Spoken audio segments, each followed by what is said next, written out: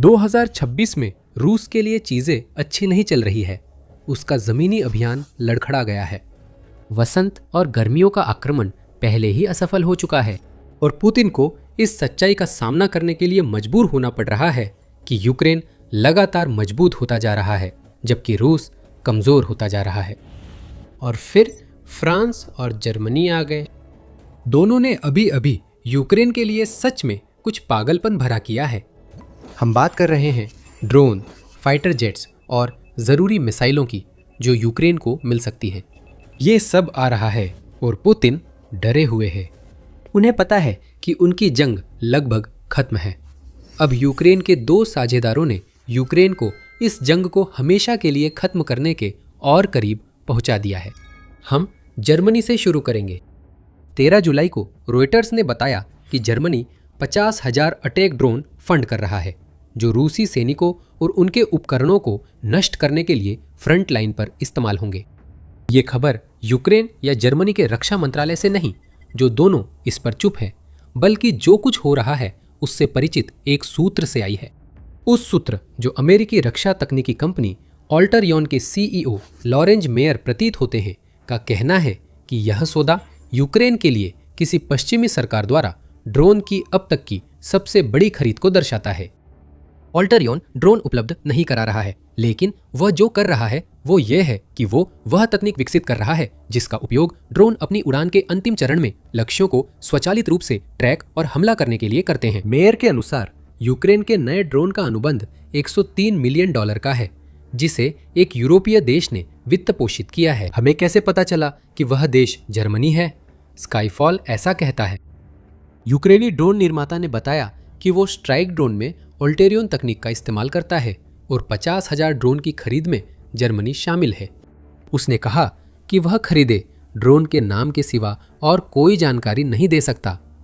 Shrike Ukraine के लिए सबसे बेहतरीन शॉर्ट रेंज ड्रोन में से एक। श्राइक खास है, ऐसा सिर्फ यूक्रेन ही नहीं मानता।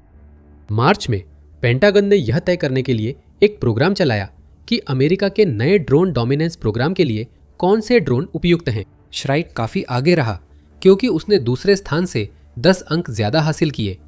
टेस्ट में ड्रोन की 2.5 से 10 किलोमीटर दूरी पर स्ट्राइक सटीक था और शहरी क्षेत्रों में कई लक्ष्यों पर काम करने की क्षमता आंकी गई। यूक्रेन के 50,000 ड्रोन फ्रंटलाइन पर रूस की मुश्किलें बढ़ाएंगे।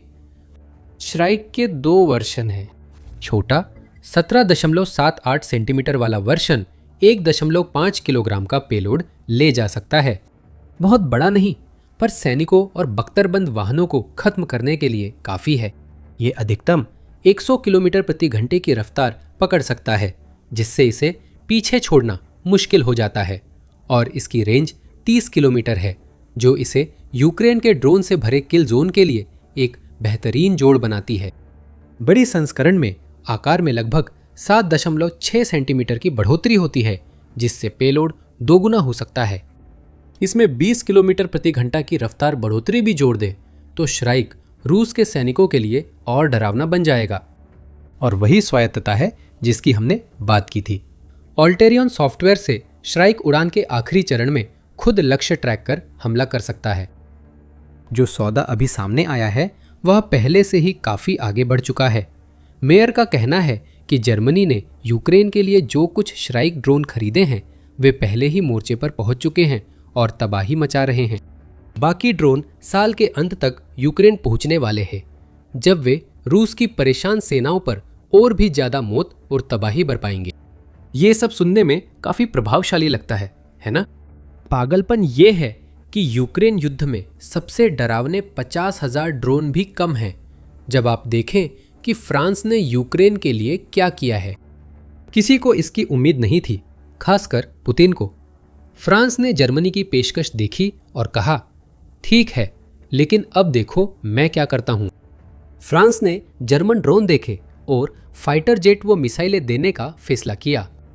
हम ऐसे बर्ताव कर रहे हैं जैसे ये कोई प्रतियोगिता हो, लेकिन असलियत ये है कि फ्रांस और जर्मनी दोनों ही यूक्रेन के लिए शानदार काम कर रहे हैं। बस फर्क ये है कि फ्रांस की घोषणा बड़ी है। 13 जुलाई को पेरिस में इच्छुक देशों के गठबंधन की बैठक के बाद राष्ट्रपति इमैनुअल मैक्रों ने कहा कि फ्रांस यूक्रेन को राफेल फाइटर जेट्स देगा। हमें पहले से पता था। फ्रांस ने फरवरी में यूक्रेन को 100 राफेल देने का वादा किया था।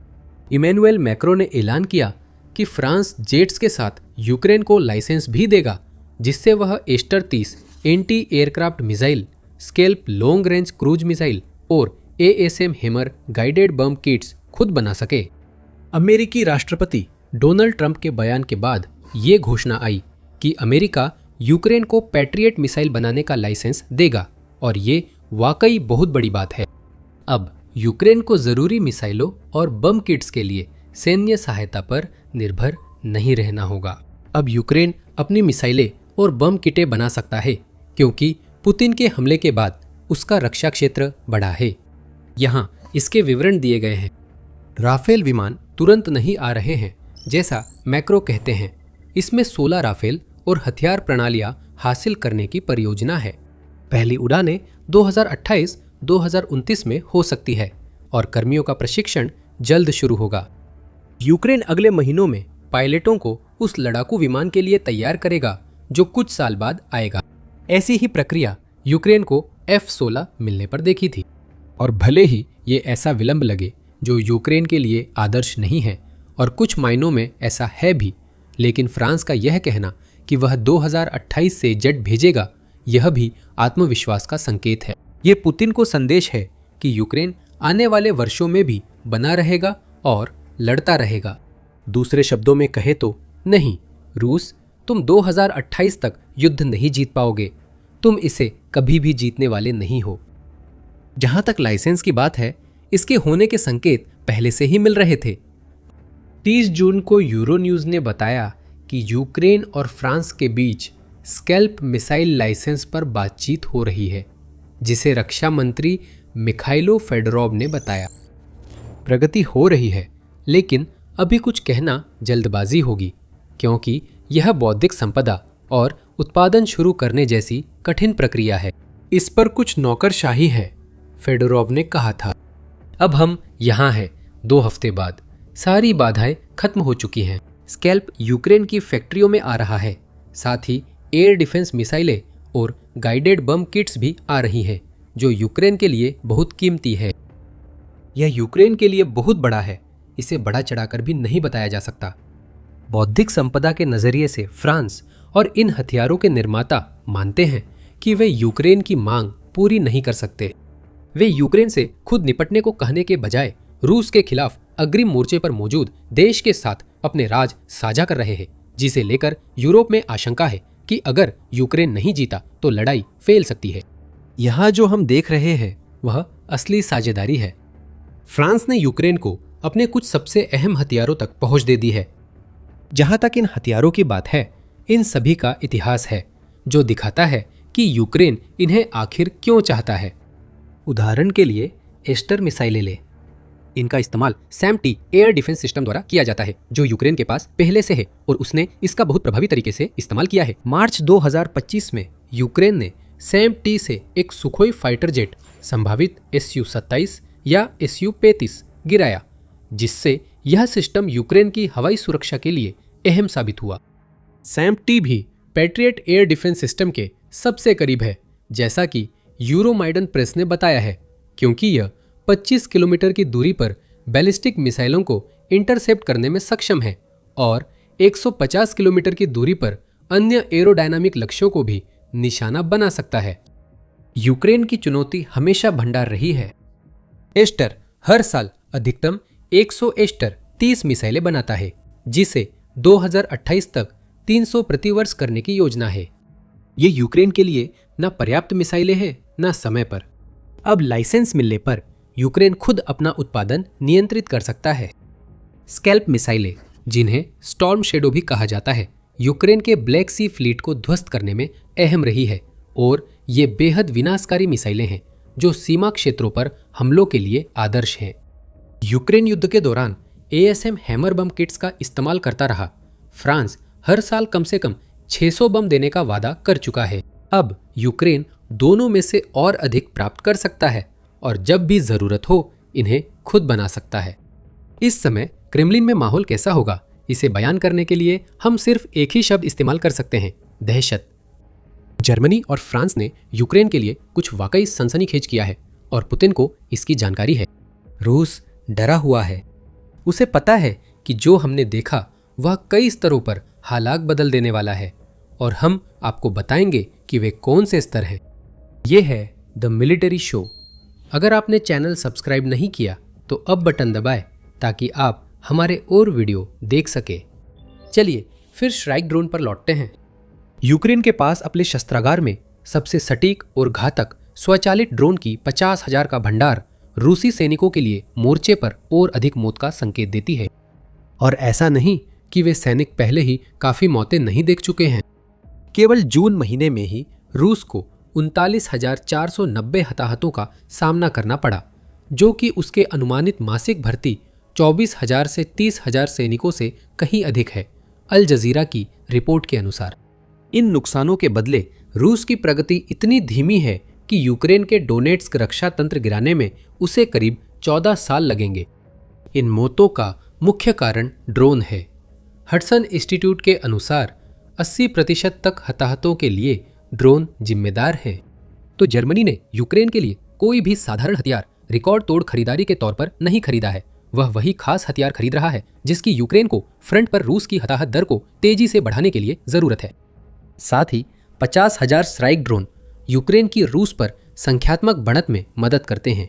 रूस के युद्ध में यूक्रेन से ज्यादा सैनिक लाने की क्षमता के बारे में बहुत कुछ कहा गया है, लेकिन अब मानव शक्ति की अहमियत पहले से कहीं कम हो गई है, क्योंकि ड्रोन युद्ध में सबसे अहम हथियार बन गए हैं। इस समय यूक्रेन के पास FPV ड्रोन में 1.5 से 1 की संख्यात्मक बढ़त है, जो कि वे ड्रोन हैं जिन्हें मोर्चे और उसके आसपास इस्तेमाल किया जाता है। जर्मनी ने यूक्रेन के भंडार में 50,000 श्राइक ड्रोन जोड़े हैं और $100 मिलियन से ज्यादा के उस सौदे का खर्च भी उठा लिया है, जो यूक्रेन को वैसे भी करना पड़ता। ये ड्रोन सौदे का कम चर्चित पहलू है। जब कोई देश यूक्रेन के लिए ड्रोन खरीदता है तो यूक्रेन के लाखों डॉलर बचते हैं, जिन्हें वो रूस के खिलाफ अन्य हथियार बनाने में लगा सकता है। कौन जानता है, शायद यूक्रेन ने जो पैसे अभी बचाए हैं वे उन S-30 मिसाइलों के निर्माण में लगाए जाएंगे, जिन्हें बनाने का लाइसेंस फ्रांस ने अभी दिया है। फ्रांस और जर्मनी द्वारा यूक्रेन को दी गई चीजों में यह मिसाइल लाइसेंस रूस के लिए सबसे खतरनाक हो सकता है। ये हथियार रूसी सैनिकों को सीधे नुकसान पहुंचाने के लिए नहीं बनाए गए हैं। ये क्या कर सकते हैं? ये विमान मार गिरा सकते हैं और उन बैलिस्टिक और क्रूज मिसाइलों को रोक सकते हैं जिन्हें रूस लगभग रोज यूक्रेन पर दाग रहा है। मिसाइलों के मामले में रूस को यूक्रेन पर साफ बढ़त है, क्योंकि वह ताकतवर मिसाइलें उसके सैन्य ठिकानों और शहरों पर दाग रहा है। ज़ेलेंस्की ने इस बात को कभी नहीं छुपाया है कि उनका मानना है कि और अधिक एयर डिफेंस सिस्टम यूक्रेन के लिए वाकई में गेम चेंजर साबित होंगे। युद्ध के दौरान वे यूक्रेन के नेटो सहयोगियों से लगातार मिसाइलें, चाहे पेट्रियट, S-30 या अन्य, मांगते रहे हैं। अंकारा नाटो शिखर सम्मेलन में, जहां ट्रंप ने पैट्रियट लाइसेंसिंग की घोषणा की थी, ज़ेलेंस्की ने अपनी मांग दोहराई और कहा, बाकी सब कुछ हम खुद करने में सक्षम हैं, लेकिन जब बात एयर डिफेंस की आती है तो हमें अपने साझेदारों की दृढ़ता की जरूरत है। ये तब हुआ जब रूसी मिसाइल हमलों ने एक हफ्ते में 2 बार कीव पर हमला किया, जिसमें 50 से ज्यादा नागरिक मारे गए। असल में रूस की मिसाइलें वही समस्या हैं जिसे यूक्रेन खुद नहीं सुलझा सकता। हम इसे अवरोधन दरों में देखते हैं। जून में यूक्रेन ने सभी हवाई खतरों के खिलाफ 89.4% अवरोधन दर हासिल की। शुरुआत में अच्छा लगता है, लेकिन ये आंकड़े रूस के स्ट्राइक ड्रोन और बैलिस्टिक मिसाइल के अलावा अन्य मिसाइलों के खिलाफ यूक्रेन की सफलता से बड़े हैं। जब बात रूस की बैलिस्टिक मिसाइलों की आती है तो यूक्रेन केवल 40% ही रोक पाया जो रूस ने दागी थी। यूक्रेन की वायु रक्षा प्रणाली में एक स्पष्ट कमी है जिसका रूस फायदा उठा रहा है, क्योंकि यूक्रेन को वायु रक्षा मिसाइलों की कमी का सामना करना पड़ रहा है। ज़ेलेंस्की ने यूक्रेन के साझेदारों से ज्यादा मदद मांगी। उस अपील में बदलाव नहीं होगा। अब यूक्रेन के पास S-30 का लाइसेंस है और जल्द ही पैट्रियट का लाइसेंस भी मिलेगा, जिससे वो रूस के खिलाफ जंग का अहम हिस्सा खुद कर सकेगा। यूक्रेन को साझेदार का संकल्प मिल गया। रूस के लिए S-30 लाइसेंस का मतलब है कि यूक्रेन की उत्पादन लाइनें शुरू होते ही उसका हमला करने का एकमात्र असरदार रास्ता कमजोर पड़ जाएगा, जो पुतिन को डरा देगा। अगर वह अपने युद्ध अपराधों से यूक्रेनी लोगों को आत्मसमर्पण के लिए डरा नहीं सकता, तो उसके पास सिर्फ एक ऐसी सेना बचती है जिसके सैनिक बड़ी संख्या में मर रहे हैं और कोई असली प्रगति नहीं कर पा रहे हैं। उस स्थिति में रूस का खेल खत्म हो जाएगा। और मत भूलिए कि स्कैल्प और ASM हैमर लाइसेंस भी है। हम पहले ही बता चुके हैं कि ये हथियार क्यों महत्वपूर्ण है, लेकिन चलिए अब थोड़ा और गहराई में जानते हैं। स्कैल्प एक एयर लॉन्च क्रूज मिसाइल है जिसे स्थिर और किलेबंद ठिकानों को नष्ट करने के लिए बनाया गया है। ये मिसाइलें कम ऊंचाई पर उड़ती है और मैक 0.95 की हाई सबसोनिक स्पीड तक पहुंचती है, जिससे इन्हें रोकना मुश्किल होता है। स्कैल्प 250 किलोमीटर तक जा सकती है और 450 किग्रा ब्रोच पेनिट्रेटर वारहेड ले जाती है। वह वारहेड कई चरणों में काम करता है, जो पहले लक्ष्य को भेदता है और फिर उसके अंदर जो भी है उसमें विस्फोटक पेलोड पहुंचाता है। इसी कारण यूक्रेन इसका उपयोग जहाजों और बंकरों पर हमले में कर रहा है। पहले उसे भेदो, फिर अंदर जो भी हो उसे नष्ट कर दो। यही स्कैल्प का म करने का तरीका है। ASM हैमर रूस के लिए भी चिंता का विषय है। हालांकि इसे सिर्फ बम बताया जाता है, लेकिन यह उससे कहीं अधिक है। आर्मी रिकॉग्निशन इसे smart air to surface stand off हथियार बताती है, जो एक मॉड्यूलर बम किट है और पारंपरिक बमों को सटीक निर्देशित हथियारों में बदल सकती है। 125, 250, 500 और 1000 किलोग्राम तक के डम बमों से जोड़ा जा सकने वाला बेसलाइन हैमर अपने लक्ष्य तक पहुंचने के लिए GPS और इनर्शियल नेविगेशन का संयोजन उपयोग करता है। बाद के संस्करणों में इंफ्रारेड होमिंग और लेजर गाइडेंस जोड़ी गई। संभावना है कि यूक्रेन को सभी प्रकार के हैमर बनाने के लाइसेंस मिलेंगे, जिससे उसे इन हथियारों का उपयोग करके अपनी मिड रेंज स्ट्राइक अभियान को और मजबूत करने में असाधारण बहुमुखी प्रतिभा मिलेगी, जो पहले से ही रूसी लॉजिस्टिक्स और कमांड संरचनाओं को पीछे से बर्बाद कर रहा है। हैमर किट की रॉकेट मोटर साधारण बम की रेंज 70 किलोमीटर से ज्यादा बढ़ाती है और गाइडेंस सिस्टम 1/10 मीटर का सर्कुलर एरर प्रोबेबल देता है। यूक्रेन को स्टॉर्म शैडो जैसी ताकत और सटीकता मिलती है, बस इसका मकसद अलग है। ये हथियार यूक्रेन के लिए बेहद जरूरी है। टास के मुताबिक मार्च तक यूक्रेन रूस के खिलाफ 500 से ज्यादा स्कैल्प, स्टॉर्म शैडो और अमेरिकी निर्मित ATACMS मिसाइलें इस्तेमाल कर चुका है, और अगर और होती तो शायद और भी इस्तेमाल करता। इन 500 से अधिक हमलों में करीब आधे स्कैल्प और स्टॉर्म शैडो से हुए। 2023 में 120, 2024 में 90 और 2025 में 45। आप वहां गिरावट का रुझान देख सकते हैं, जो हमें बताता है कि यूक्रेन को जखीरे की दिक्कत है। अब नहीं, लेकिन नए लाइसेंस से यूक्रेन जितनी स्कैल्प मिसाइलों का खर्च उठा सके उतनी बना सकता है। ASM हैमर पहले से ही यूक्रेन के रूस के खिलाफ मिड रेंज स्ट्राइक अभियान का हिस्सा है, जैसा हमने बताया था। इन बम किट्स की संख्या बढ़ने का मतलब है कि यूक्रेन अब 1000 किलोग्राम तक के बम गिराने की क्षमता रखता है, वो भी उन सभी मिड रेंज स्ट्राइक ड्रोन के अलावा जिन्हें यूक्रेन इस्तेमाल कर रहा है। अब रूस के लिए सब खत्म हो गया है और इसकी वजह ये है। हमने पहले कहा था कि रूस को अपनी मौजूदा बढ़त की रफ्तार से डोनेट्स्क पर कब्जा करने में 14 साल लगेंगे। युद्ध अध्ययन संस्थान इसे धीमी बढ़त बताता है। अप्रैल और मई दोनों में रूस को कुल मिलाकर लगभग 400 वर्ग किलोमीटर क्षेत्रफल का नुकसान हुआ, यानी कोई बढ़त नहीं हुई। रूस ने जून में प्रवृत्ति पलटी, लेकिन सिर्फ 30.02 वर्ग किमी तक सीमित रहा, जो आक्रमण के लिहाज से बेहद कम है। और यह मामूली गति इसलिए हो रही है क्योंकि यूक्रेन लगातार रूस के पीछे के इलाकों पर लगातार प्रहार करता रहता है। स्कैल्प और ASM हैमर यूक्रेन को पीछे के हिस्से पर जोरदार हमला करने की अनुमति देते हैं। पुतिन के लिए इसका मतलब होगा मोर्चे पर और ज्यादा कमजोरी और पीछे के इलाकों में और ज्यादा मुश्किलें झेलनी पड़ेंगी। ध्यान रहे, फ्रंट लाइन पर श्राइक ड्रोन नुकसान पहुंचाएंगे। एस्टर 30 रूस की लंबी दूरी की मिसाइल की बढ़त कम करेंगे और 2028 में आने वाले राफेल फाइटर जेट्स की संभावना यूक्रेन की हवाई क्षमताओं को और बढ़ाएगी। ये सब मिलाकर एक बहुत ही साधारण बात बनती है। रूस उस समय पिछड़ रहा है जब यूक्रेन और अधिक शक्तिशाली हो रहा है।